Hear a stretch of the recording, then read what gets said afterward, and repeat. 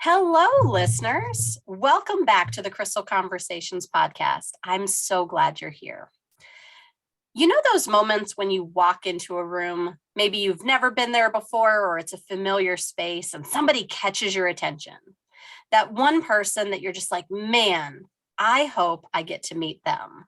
Well, that is who I get to introduce you today. I went to a networking meeting, maybe a few months ago.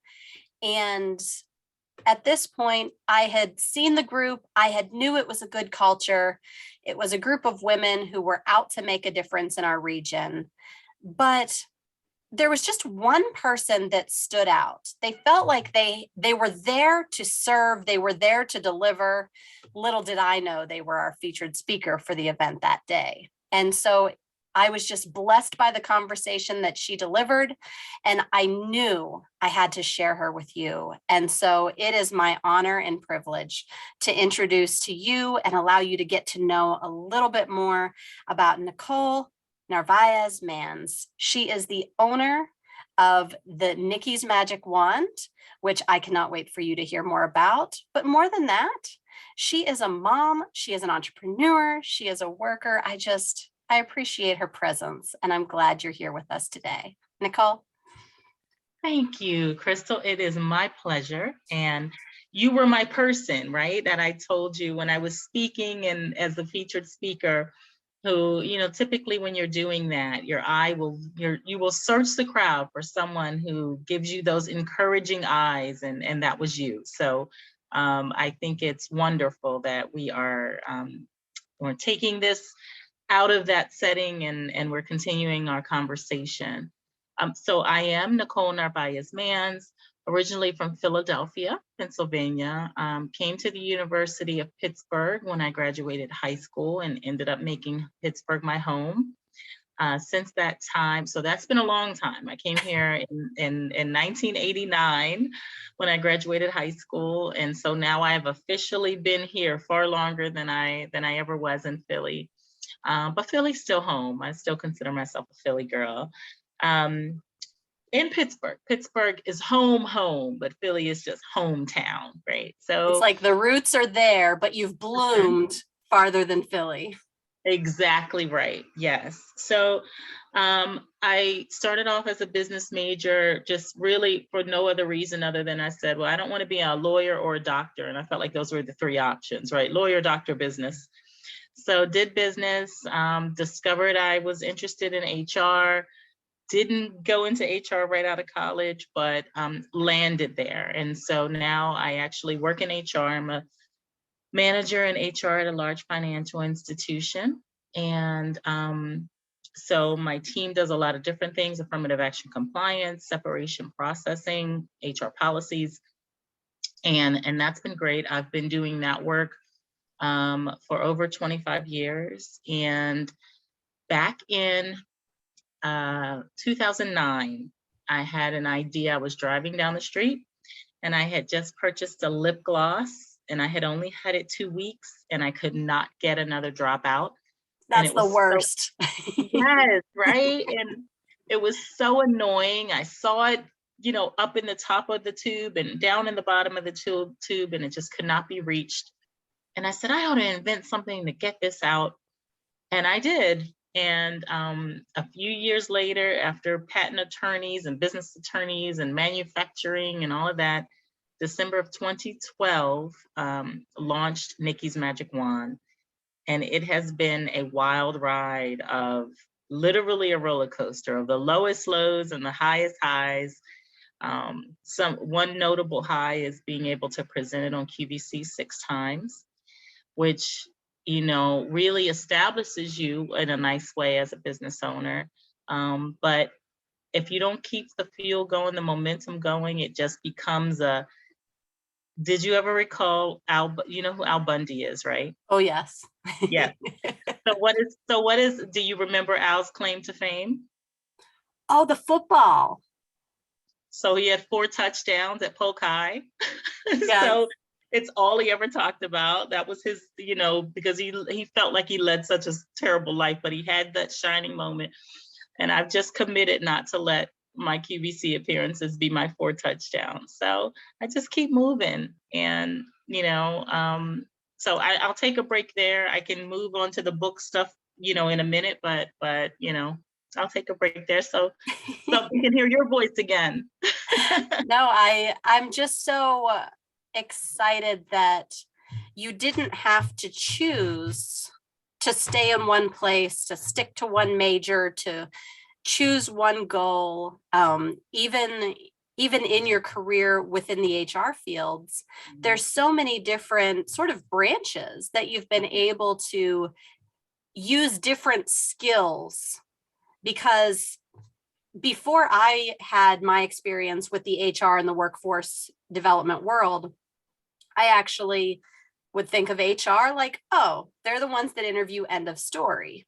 Yep. But there's so much depth and breadth to the way that HR has their hands in every nook and cranny of an organization.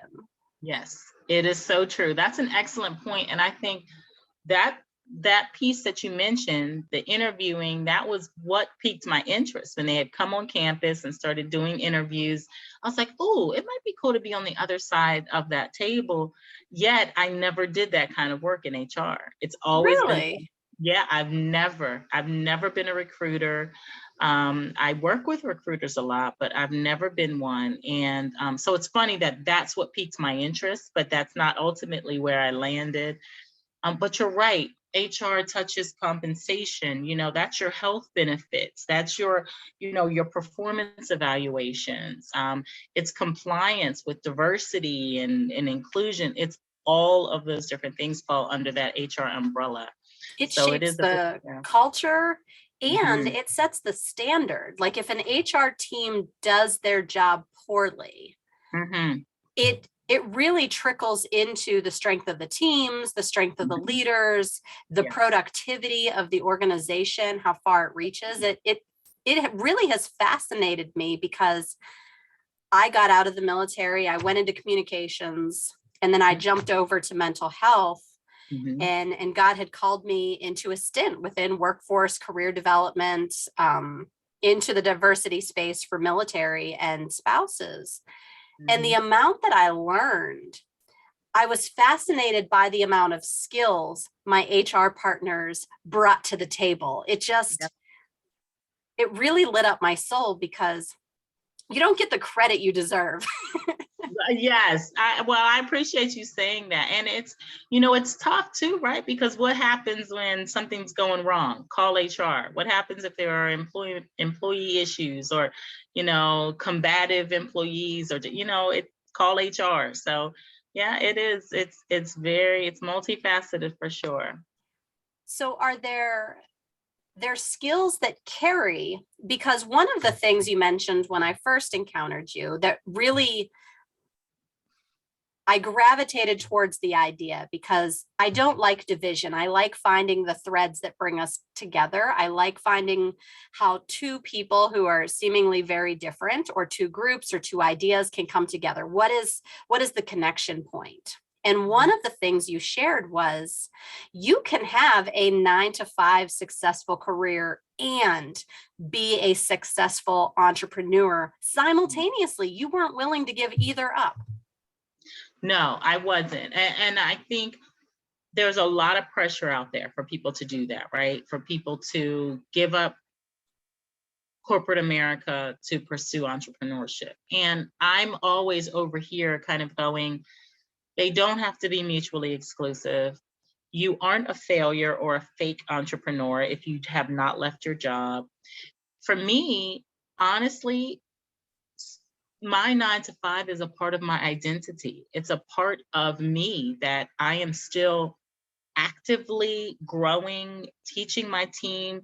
So it cannot be all or nothing for me because it's still a huge part of me, of my soul, of my personality.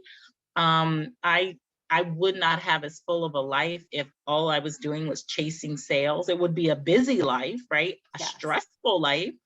But also too, mentioning that you have to know your personality.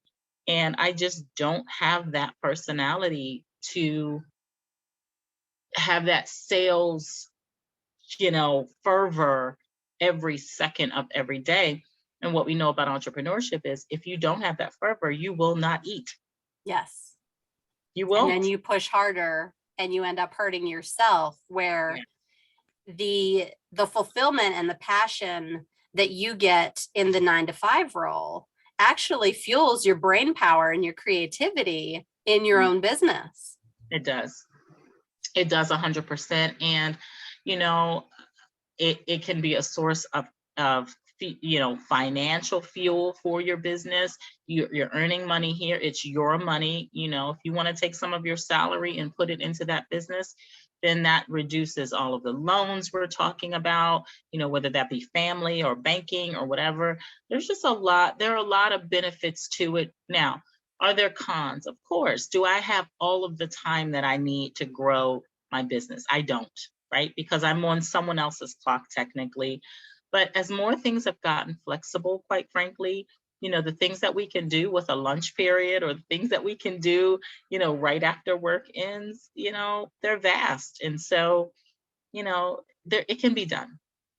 Absolutely. And you become, in your experience throughout the years, raising kids, having different work experiences, having this entrepreneurial journey, which you mentioned, it was 3 years nearly to get that product on the market. So this was not idea, overnight success, big brand. This has really been a life's work in terms of putting your skills into motion for your own baby. For sure. Oh yeah.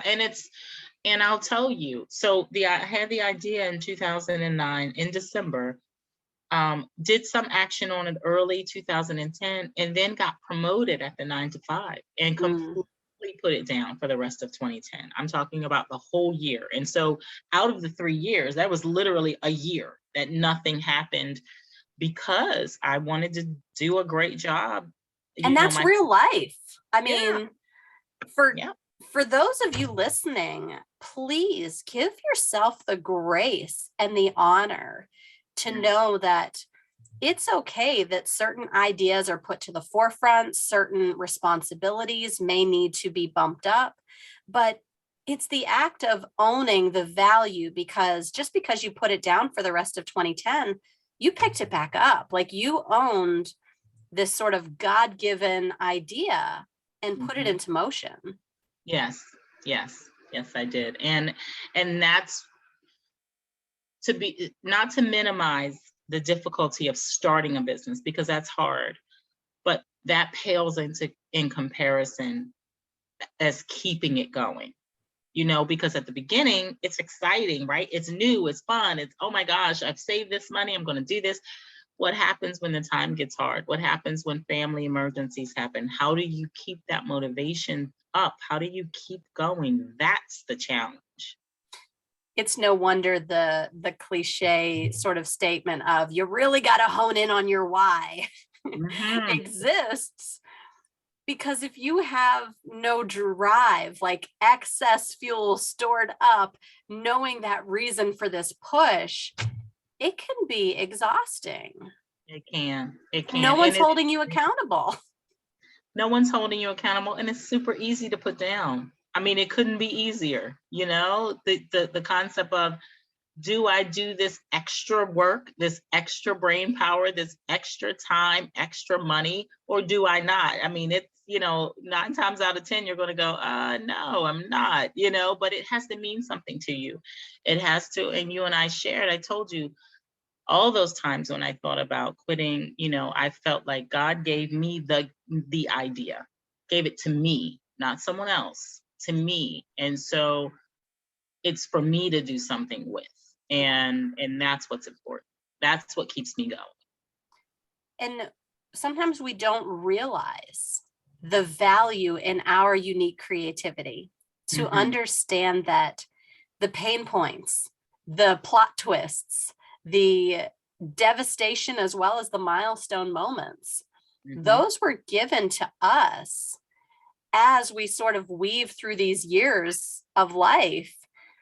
And if we don't use them, if we sort of slack off, if we miss out, if we don't prioritize well or be a good steward of our time and energy and our self-care, we really are just, for the life of me, I don't know who gave the quote, but it's the richest place there is in the graveyard, because it's all those unfulfilled dreams and ideas that were never put into motion. That's right.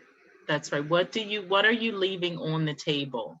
And I had a speaking engagement yesterday, and it was about my books, and I was just saying, Nikki's Magic Wand, as I started to build it, it started to become a legacy for my children. I wanted to, hopefully many years from now, leave that for them. But also those kinds of things, books, the ideas, the things that I'm still doing in a 9 to 5, those are the things I don't want to die with those things unsaid or unshared. I don't. So, we need to all get all this good stuff out, whether it's in podcasts, whether it's on paper, in a book form, we need to get it out. I appreciate the book form, because for so many, they're like, oh, you wrote a book, yay. And then it fizzles out. But I mean, as you can see behind me, my book outline is across my wall. I'm a very visual learner. Our listeners can't see it, thankfully. But the first thing I had to learn was, where do I put these ideas? How do I get them out into a space to sort of labor over them and begin formulating, what has this journey meant? How does it pour into the reader? And all of that. And you just mentioned, you're leaving a legacy for your children. You're pouring into those that were meant to hear those words. Tell me about your books. Okay, so the first book, here's your script, Keep Your Foot Out of Your Mouth and Your Butt Employed. It was written and released in 2015. So still had the 9 to 5, was still growing Nikki's Magic Wand. But I'll tell you something interesting about it. While a lot of people are afraid, or there's something stopping them from doing whatever they want to do, once you do one thing, it lifts the fear for other things. Yes. So right. So, excuse me. So once I launched Nikki's Magic Wand, the thought of writing a book didn't seem so scary. It didn't seem so big. It was just me sitting down at my laptop, which was far easier than figuring out how to market something that never existed, right? So 2015 comes. What had been happening probably the prior year was, people found out I was in HR and would ask me certain things, because again, people think HR is all just employment, right? So they'd go, oh, I want to talk to my manager about this, or what do I put on my application, or those kind of things. So even if it wasn't my exact area, I'm in HR. I have friends, we all talk about these things. So I would literally say on Facebook, okay, here's your script. This is what you want to say to your manager. Because I'm also someone who's a pretty strong communicator, verbally and written. So they would take those things. And after a while, I said to myself, I'm getting these questions a lot, maybe I should consolidate them and put them in a book. So that's how Here's Your Script came about. My recent book that I released this year for my 50th birthday. Yay! It's called Birthright, A Journey from Pain to Power. And how that came about was, in 2019, I was talking with my massage therapist, and somehow I had mentioned that my mother had died when I was 10. And she said, like most people, oh, I'm so sorry to hear that. And I told her, I said, thank you, but I view it as a part of my childhood. Like you might have a brother or a sister that you grew up with. This was a part of my childhood. And she said, I don't think a lot of people view it that way. You should write something so that people can get that perspective. And so that's what I did. I've also put that down. All of 2020, freaked out about the pandemic. That probably would have been the perfect time to write. But, it sat for a while. And then when 2021 started going, and I knew I was turning 50, God willing, and I did in November, I said, you know what, I want to give myself that book as a gift. Mm. The gift of completion, the gift of accomplishment, the gift of a scratched off to-do list. I want to give myself that for my birthday. And so I did. And that's what that is. And it's been doing, I'm very thankful to say it's been doing very well. I've made the joke that it's already done, at least in the initial stages, much better than the HR resource book, because people are nosy. People want to know, Yes. people want to know about your life, right? So I'm happy to say it's doing well. And it's, yes, people are nosy, but people are also aching for a level of vulnerability and authenticity that Yeah. our marketing driven social media fluff filtered worlds is creating so much pain and isolation Yeah. that we don't know anyone else is going through the depth of grief and loss Mhm. that they actually are. Mhm. Yeah, it's so true. There's so much comparison. You don't know what's true, what's fake, what's done for social media. And you are right. I mean, and I make the joke of people being nosy, because I'm the same. I want to know, oh, how did you get there? How did you do this? But you're right. I think it's important to me to be as transparent as possible, because I want people to know that I don't have any kind of, even though I've invented the magic wand, I don't have a real one. I don't have this, everything's easy, the easy button. I forget what company that was for, maybe Staples or, Yeah. yeah, I don't have one of those. But so it's important for all of us that are trying to be successful to share the rejections and the downfalls, because then people will know they can do it even with those things. In one of my interviews, we were talking about the value of the failure resume. Essentially, all those times you switched industries or plans changed or you were at home when you thought you'd be working, and all of these moments, but they really build a level of character, adaptability, resiliency, and skills that we need to know about. There are other people out there thinking that, well, I fell on my face, I guess I'll just eat mud the rest of my life. And that's Right. not how life works. No. And I learned that early on in entrepreneurship, because I mentioned to you that I had the idea at the end of 2009, did something with it at the beginning of 10, and then put it down. So the beginning of 10, I submitted it to a licensing company, which I think I mentioned in the talk, and they rejected it. And it was the best thing. That it didn't seem good then, because I thought I needed their help. But ultimately, they would have owned a portion of the business had they accepted it. And so I began to view rejection as things that protect me. Rejection is something that is keeping me from something that's going to hurt me. And that change, when you reframe it that way, you're just not afraid of it. And it really brings excitement to what could be next, because if we thought point A was everything, we wanted it, we prayed for it, we asked friends to help us support, and we got there and the rejection or the broken expectations or the shift happened. What happens when that goes away? Well, when we look at it as a protection, as an opportunity to explore other things, really point A becomes B through Z. There's so much more left in the alphabet. That's true. It's so true. I agree.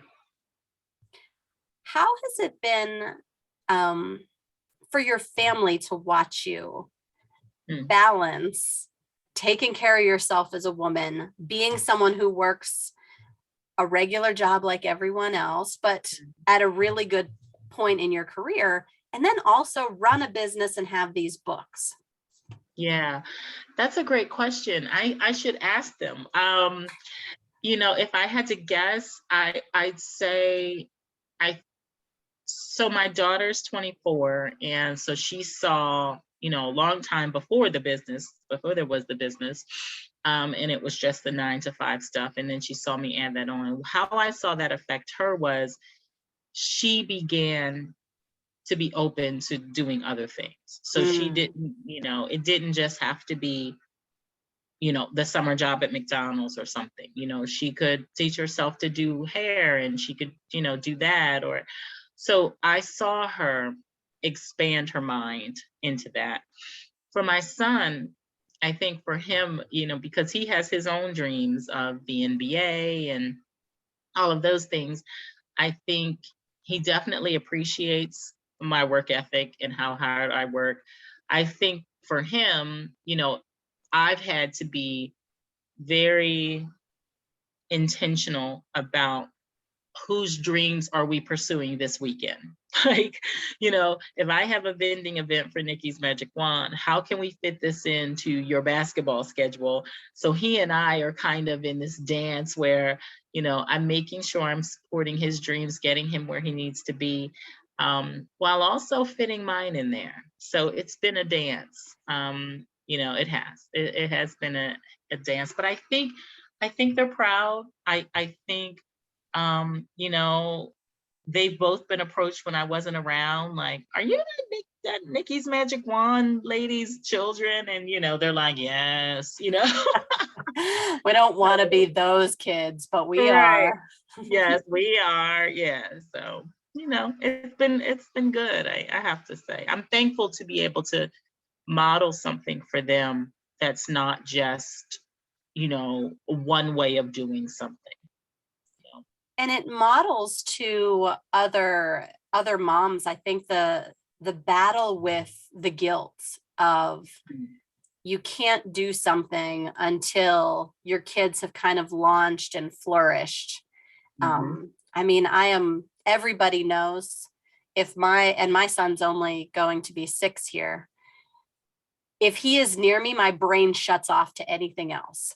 It's like a full-blown split. I go straight into mom, and I love everything about him, but there's a fight to find that balance and say, it is absolutely okay for mom to go to the gym before everybody wakes up. It's absolutely okay for mom to say after 8:30, it's writing or quiet or care time, like everybody leave.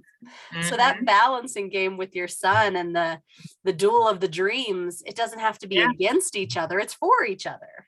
Exactly. No, that's 100% true. And, I say all the time that I'm never going to get to be 50 again, right? So if I put off what I might want to do at 50 until he goes away to college or something, which isn't for a couple years, I don't turn 50 again once he leaves for college. This is it. This is the only 50 I'm going to get. And I'm still a person too. I still have things I want to do. And yes, I made a point to have them both. They were both planned and all of that. But we're all existing in this together. I'm still Nicole. I'm their mother, but I'm still Nicole. And you get to own each part of you that not only gives them a sliver of you, but it allows them to see that you are more than mom. Like mom is their primary lens that they look at you, but they get to see you as more than that. And that gives them additional riches in their toolbox because they see mom running. Yeah, that's true.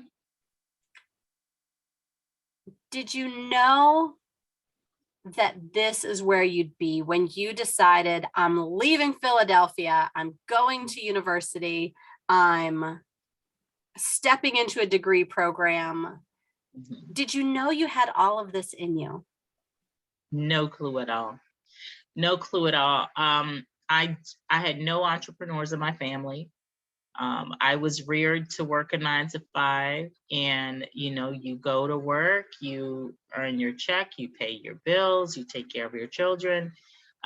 So there was never any of that. And so when that idea came to me in my very late 30s, and then launched when I was in my 40s, I I was shocked, like it came out of nowhere, which is why I feel like, it was God-given. So I had no idea. And I am so thankful, because it would have been super easy to just kind of ride the whole 9 to 5 thing out, right? Without anything entrepreneurial at all. But it has been the way that entrepreneurship has enriched my life is hard for me to put into words. Just Mm. the community, the creativity, the groups that I'm in and the things that are discussed and the growth. And it's, I see that as such a huge gift, separate from the idea. The idea is what got me to them, right? To that forum of people. But that's really been such a huge gift to be in that community. It really has. And it offers significant value, I believe, because having been part of both worlds, there's a balance between those who are the visionaries and the creators and the encouragers, and that forum of entrepreneurial sort of gene pool. Mm-hmm. But then there is so much value in the KPI gene pool, where Mm-hmm. you have processes and standards and things to do and deadlines to meet and ways to communicate, that if you haven't transitioned or if you haven't juggled both sides, you may miss launching into one side or the other. Mm-hmm. And I Mm-hmm. think It's that's so what you're true. explaining, is that richness. It is, yeah, it is. And I think it's easy to fall into one way or another. And it doesn't have to be, they can play off of each other. And they often do. I always compare it to the way that God intentionally created us all different. And he Mm-hmm. intentionally created us in such ways that we weren't meant to understand or mimic or copy one another in any way, shape, or form, because then we couldn't complement and come together and celebrate the richness of each of our unique character traits, the way we think, where we're from, what we've gone through. Like, Mm-hmm. that brings value Yep. to this crazy world we live in. Absolutely. I mean, it's why, when people are highlighting the benefits of diversity and inclusion, they always give the stats of companies who are the most diverse are the most successful. It affects the bottom line, because you have such a variety of ideas and creativity and childhood informed decision making, or previous company decision making, that that creates something innovative. And it's a simple, like, it goes to the business side. But just the other day, we had one of our neighbors was walking down the street, and my son's young, so he always asks the different questions, and they don't look like us, and they have an accent from a different country, but they both know Pokemon. They are Oh. both obsessed with Pokemon, even though they're a few years apart. And Mhm. so the mother and I had a great conversation in the yard, and we're talking about different things, and we're going back and forth. And not only did we look different and did we speak different, but there were different belief systems. And then right smack dab in the middle, they both learned about Hanukkah at school for the programming. And my son was like, oh, well, they do this different, or they do this different. And I'm like, dude, that's how God created us. I said, we learn so much more when we ask questions and we get to know people who know things different than us. I'm like, the skills, the richness. I said, what if they wouldn't have shared? Right. Because I wouldn't have known. I said, exactly. Yes. And that, Yeah. from $5 billion companies, there's Mhm. value in it. Value. There is so much value. It's diversity of thought, ideas. People really focus on gender, race, disability status, sexual orientation, whatever they focus on when they hear diversity. But, it's so much more than that. It's so much more, with what we bring with our different brains, that's the difference that counts. Yeah, I think that's so important. And it's fascinating to me because I wouldn't get to know someone like you who balances this business and share this to folks who are really in that difficult crux of, I still love my job, but I'd really like this, and they don't understand. But hearing from you that you don't have to choose right now. I mean, no, love both. Yeah. You can do them both. You can do them both well. You just have to be mindful about your time, and you have to be realistic about what you want out of both, right? So if you are going to love your 9 to 5, be engaged, be involved, then understand that, you may not, unless you do so well that you can hire people, you may be limited on growth, and it may go at a slower pace than others. You have to accept that. If you're able to put other people to work while you're working your 9 to 5, then it may not be slower at all. So you just have to adjust your expectations. So juggling both, I know there have been moments where the beautiful, confident, like hard charging Nicole is curled up in a corner, just like crying and wrecked and done, leave me alone, because that's the reality of our human journeys. Yes. How are there ways that you recover from that mentally, physically? Like, what's your shake off plan? Yeah, no, that's a great question. So I will say, as kind of cheesy as this sounds, I honestly am happy almost every single day. So the times when I feel like I want to curl up, or the times when the to-do list is super long and intimidating and I don't feel like I have the time to do any of it, so I'm just going to do none of it, right? Which is not ideal. But I think it's the time by myself. It's usually by myself that I sit, I write in my journal. I write in my gratitude journal. I may watch some funny videos on social media. I may put on one of my favorite movies. I actually have an addiction to unsalted sunflower seeds in the shell. And so I chew those. They're just kind of mindless, and it's almost like a meditation because I'm not needing to do anything or read anything, or, and they're healthy for me. So yeah, I don't know if this is an only child thing, but I like to be alone a fair amount of time. And it gives me space to think and to reset. So that's typically what I do. When nobody needs you but you. Yes, absolutely. That is the one thing I've had a lot of guilt about, my son going off to school and not taking on all the homeschool and all the extra projects and all of this. And there's just something I know about myself that if I give away all of my alone time, I will not have anything left to give. Nope. And that was a hard realization, that I can give a lot. I will pour until I'm empty. But at some point I need to be quiet and no one needs to talk to me. Yes. And we aren't, you hear that all the time. You can't pour from an empty cup, right? And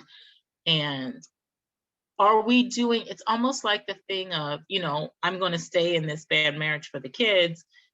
Is that the right choice to make? Aren't we really focusing on the wrong thing? And do they think that's good? Do the kids think that's good? So is that the only choice that you're battling, stay or go? Yeah. And, I think about that the way that it is with, whether we take some time for ourselves. Don't we want to teach our children to do that? Don't we want to teach them that there are boundaries and that we need to start figuring out things on our own, even at 6? We need to start figuring out how to, how to be introspective and how to give mom some space. I think it's a lesson worth learning. We just started this year saying, nope, you're not allowed to say mom for the next 20 minutes. Mhm. Go figure it out. Yeah. And it was my husband who stepped in and says, I hear mom more times in an hour Yeah. than I've ever heard in my lifetime. Yes. So he just started saying, no, you are not allowed to say mom. If you're Yeah. in dire need, you can ask me, but you have to entertain and not say that word. And it really was interesting how he was confused at first. Mhm. And then he was able to adapt. But that's how we form the healthy boundary in any relationship, with our neighbors, with our coworkers, we kind of put that yield sign, and then we put the stop sign a little closer to us, and we Mhm. decide, for this amount of time in this space under these conditions, yield, and then just stay there. Just stop right there. Right. Yeah, you have to. And what I have found is teaching those boundaries doesn't stop. So I have to teach them to my 24-year-old, because she'd still have me making her doctor's appointments. She'd still have me, and I'm like, you're 24 years old. Like, you have to do this yourself. And, or my son, he'll get in from practice, and I'm like, well, there's food in there. He's 16, and he'll say, you got me? And I'm like, I'm tired. I've been running around. I had meetings. I got you food in the fridge. I got you food in the fridge. You can put it in the air fryer, So we have to, it's tempting. I definitely spoiled them and coddled them both. And so now they're rotten, but I'm still trying to set up boundaries, and still trying to express to them, hey, I've been working a 9 to 5 after work. I had this meeting or that board meeting or whatever, and I'm tired, And being tired is okay. It's okay. With those things on your plate, saying that you're genuinely happy most of the time, are there rhythms in your day that could be valuable for someone else to recognize as worth looking at? That's a great question. I do make sure I get some physical activity, not every day, but I do work out 4 days a week. And I do mix it up. One is Orange Theory, which is a group setting, right? And I love Orange Theory. Yes, right. And the other one is a personal trainer. So it's just, it's her, it's good music. It's she's turned into a friend. And that really is a mood booster. I know people, and I was somebody who, when people were saying, oh yes, you're working out improves my mood. And I was like, give me a break. How could it ever? It seems like so much work. But not only just whatever happens to you physically when you do it, but for me, because I'm so to-do list obsessed, it feels good to have accomplished that, right? To check that off. I got my fitness in. So I think there's that. Then there are a couple other things that I don't do enough, but 2 things that I really like. So to keep my brain sharp, I have downloaded the Elevate app, and it's just, the free version is 3 games a day, and they're grammar, they're math, and I just do those. You can do them really quickly. And then the other thing is the Shine app, and that's really cool. It's meditation. You can put music on. There are articles about all kinds of different self-care, mental health kind of deal, and I love that. So I can stop at any point, press that on my phone and listen to, some soft talking person tell me to take deep breaths. And I tell you, many times I've done that right before bed and have just fallen right to sleep. And in like, 2 minutes have just fallen right to sleep. So When someone's speaking life into you, we underestimate that power. When we surround ourselves, or we choose, do I listen to this complaining? Do I scroll the social media drama? Do I listen to the news and start a new worry list? Or do I choose someone or something that's going to feed, fuel, pour into, coddle me? yeah. Yes, coddle me. And you raise a good point. I think when we talked about boundaries earlier with our children, we have to set up boundaries with what we take in as far as information as well. because I know, as when the pandemic first started and the numbers were so hot and heavy, and this person is sick and dying, and these are dying, and this is the percentage, and it goes by state, and this county has this. And I just had to stop. Like, I Yes. had to stop listening. And I said, I'll check back in when something's important. Like, if I can't, if my kids can't go to school, my son can't go to school, or if there's a vaccine or whatever the case. But I literally had to stop listening because it was not good for my mental health. And I think that's so important, is choose your consumption, choose Yeah. it wisely, Yeah. choose the amount, the time of day, Mhm. the purpose. Yep. And when we choose, one, we already feel in more control, but Mhm. we can also set up those fence lines that say, all right, we're full. Next time. Correct. Yep. Absolutely, we can. Mhm. So, in terms of moving forward, next steps, really just carrying yourself to that after 50 next level. Mhm. What's the journey look like? That's a great question. So I definitely think I'm back. I've got the writing bug again. So I'm going to work on something with my daughter. So that's maybe I can come back and tell you about that later. Oh, yes. And that feels so great to be able to do something, that legacy work with her. So that's next. I think for Nikki's Magic Wand, I'm still figuring it out. I did get a really, really good, finally, it felt like it took the whole time since it's been launched to get a really good and consistent virtual assistant.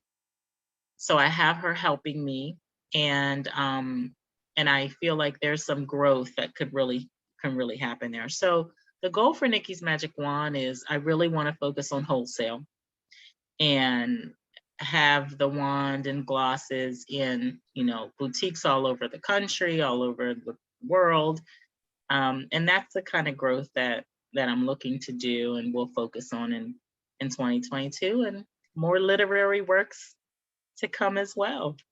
You get the creative, the business, the legacy work, the family. It really all comes together, and baby steps, paced baby steps. Yes, paced baby steps. Yes, yes, yes. I celebrate the moderation. If you have some words of wisdom for the person that is listening and just thinks where you've gotten, the stories you've told, they just feel too out of reach. They feel so far from where they are. What sort of life could you breathe into them? Sure. So I think, first of all, number one, there's no harm in charting your own course.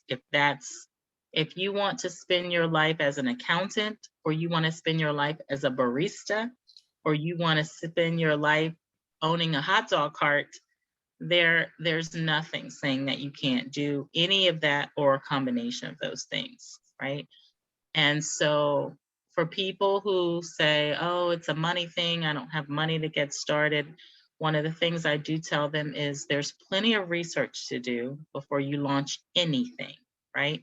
And so that's free. That's the phone you already have or the laptop you already have. You do exhaustive research, and that's free. Then you ask your friends, you write up some questions, and you ask them if what you're thinking of is something that they would buy, that they need. This can take you a while, Oh, and yes. that can take you a while. And you haven't spent anything, and it's giving you more time to save, and it's giving you more time to make sure. Because guess what? You may do that research and you may have been fired up about that idea. And after you look at other companies, maybe you'll find somebody who actually does what you want to do better. And so maybe it's time to switch the idea, and that's fine too. So, but I just encourage people to go for it. Don't leave that book inside of your head if you have one, even if you're just writing it for yourself, write it. Don't leave that business idea on the table. Pursue it, because the idea was given to you, not someone else. It was given to you. That's so powerful. Just own own this life you've been given and do it in a way that's personal. Yes. Yes. Well, I so appreciate just your time, your energy, your strength that you exude into other women, other humans, to give them the confidence to walk their journey well. If someone wants to follow you, where can they find you? Oh, yes. Okay. Thank you for that. So Nikki's Magic Wand and that's Nikki apostrophe S, Magic Wand on Facebook. And it's Nikki's Magic Wand 2, the number 2 on Instagram. And then my website for the books and writing and all that stuff is Nicole in, as in Nancy, mans.com. So NicoleInMans.com. Fantastic. And those are the easiest ways to find me. Well, I hope, listeners, that you understand that there is value in watching those who have stepped before you in areas of interest, asking great questions, checking in with the market, learning. There is not 1 ounce of this conversation with Nicole that has not pointed back to checking in, taking a step, learning some more, moving forward. And it is a balance between our action and gaining more knowledge. And so, Nicole, you've blessed me tremendously with your time. I know that my listeners feel the same way. Thank you so much. Thank you. Thank you so much for having me. It was my pleasure. All right, listeners, we're so glad that you joined us. Please stop by the Crystal Conversations podcast next week for our next episode.